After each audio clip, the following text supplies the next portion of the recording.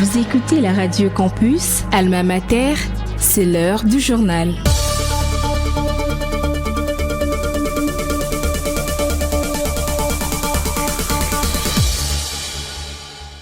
C'est toujours un plaisir de vous informer, mesdames et messieurs. Voici les principaux titres de ce journal. Le Conseil d'État a effectué sa rentrée judiciaire le jeudi 13 novembre au Palais du Peuple. C'était au cours d'une audience solennelle marquée par la présence du président de la République, Félix Tshisekedi. À l'Assemblée nationale, Aimé Boji Sangara est désormais nouveau président du bureau. Il a été élu le jeudi 13 novembre avec 413 voix sur les 423 votants. Il succède ainsi à Vital Kamerhe. L'Université de Kinshasa va organiser ce samedi 15 novembre à l'École des santé publique la projection d'un film documentaire sur les minéraux des sangs de l'Est de la RDC. Les détails dans ce journal. Voilà tout pour le sommaire. Bonne condition d'écoute à tous et à toutes. Vous êtes branchés sur la Radio Campus Unikin, la radio du savoir, sur 107.6 MHz, votre radio.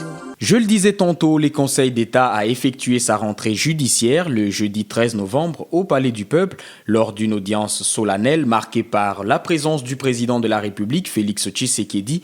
À cette occasion, la première présidente a plaidé pour une meilleure maîtrise de la procédure administrative congolaise et a appelé à une justice plus humaine, accessible et efficace. Elle a encouragé également les règlements à l'amiable de certains litiges avant toute action en justice. On écoute la première présidente du Conseil d'État, Brigitte Nsensele. Le recours administratif est une procédure par laquelle une personne préjudiciée par une décision administrative demande à l'administration de la revoir, et cela bien avant de porter sa contestation devant les juges administratifs.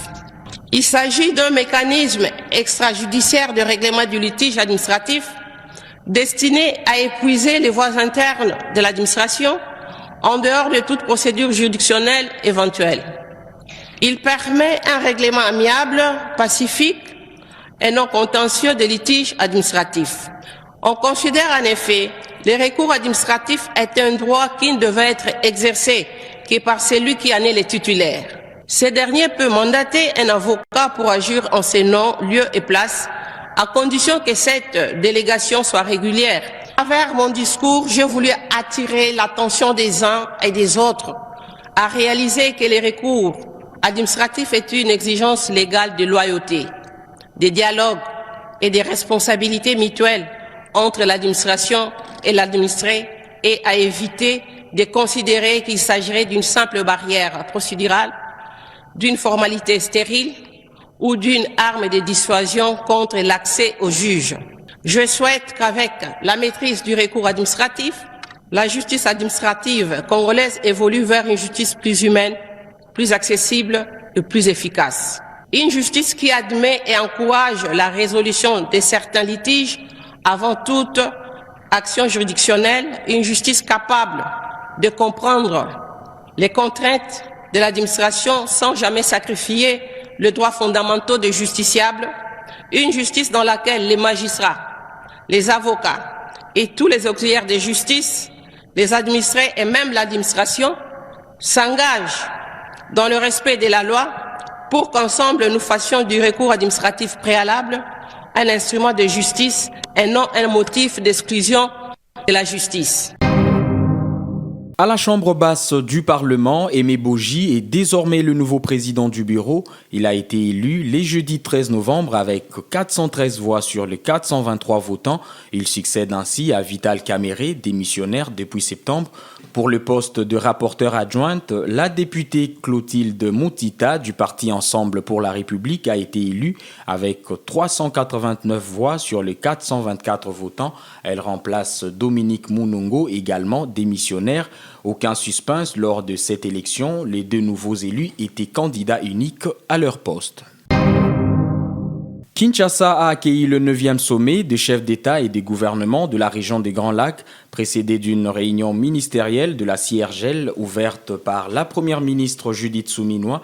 Celle-ci a dénoncé l'agression armée dont la RDC est victime depuis 2021 de la part d'un pays voisin y voyant une violation des engagements régionaux et internationaux ainsi qu'une menace grave pour la souveraineté du pays et la stabilité de toute la région. On écoute Judith Souminois, Première ministre. Mon pays, la République démocratique du Congo, est confronté depuis novembre 2021 à une agression armée injustifiée d'un autre pays membre de la CIRGL. Cette situation, qui constitue une violation flagrante du pacte de la CIRGL et des autres instruments internationaux, porte atteinte non seulement à la souveraineté et à l'intégrité territoriale de la République démocratique du Congo, mais aussi à la stabilité de toute la région. Évoquant l'application du pacte de la CIRGL, les ministres de l'intégration régionale, Floribert Anzoulouni, a souligné le paradoxe entre les engagements signés par les États et leur mise en œuvre sur le terrain. Il estime toutefois que ce pacte demeure l'outil le plus approprié pour établir durablement la paix dans la région. On l'écoute. Ce dont nous avons réellement besoin aujourd'hui n'est pas de réinventer la roue, mais plutôt de nous mobiliser pour rattraper le temps perdu, un temps riche d'enseignements, en assumant pleinement nos responsabilités, tant individuelles que collectives. Il s'agit en somme de renforcer l'efficacité de la CIRGL, établie comme mécanisme régional de suivi de la mise en œuvre de nos engagements au regard du pacte. L'Université de Kinshasa va organiser ce samedi 15 novembre à 10h juste à l'école des santé publiques la projection d'un film documentaire sur les minéraux des sangs de l'Est de la République démocratique du Congo. Il s'agit d'un film d'1 heure. La projection de ces films sera suivie d'un débat scientifique. La communauté universitaire est appelée à y participer massivement. Restons toujours à l'Université de Kinshasa pour parler de la collaboration entre cet alma mater et l'Université des Martyrs du Congo. Les recteurs de cet établissement d'enseignement supérieur et universitaire étaient en visite au bâtiment administratif de l'UNIKIN. À cet effet, le professeur Alphonse Massandi Milondo sollicite un accompagnement de l'Université de Kinshasa dans plusieurs matières. Cette université a été créée pour l'accompagnement scientifique, académique des orphelins militaires, agents de services de sécurité et de renseignement. C'est une université qui fonctionne il y a un temps, 3 ans déjà à l'Est, à Goma, mais 1 an ici à Kinshasa. Il fallait qu'on trouve un accompagnement scientifique et un accompagnement académique auprès de la grande université congolaise qui est l'université de Kinshasa. Vous savez que l'université des Martyrs du Congo, à l'heure actuelle, ne réunit pas toutes les compétences pour assurer une bonne prise en charge scientifique et académique de ses étudiants. C'est pour cette raison que nous sommes venus solliciter un partenariat avec l'université de Kinshasa pour accompagner l'université des Martyrs dans l'accomplissement de ces activités. Nous avons eu un échange vraiment fructueux et nous remercions beaucoup M. le recteur de l'université de Kinshasa de l'accueil qu'il nous a réservé et surtout de l'écoute de notre requête. À quel moment vous allez finaliser le partenariat? C'est un processus.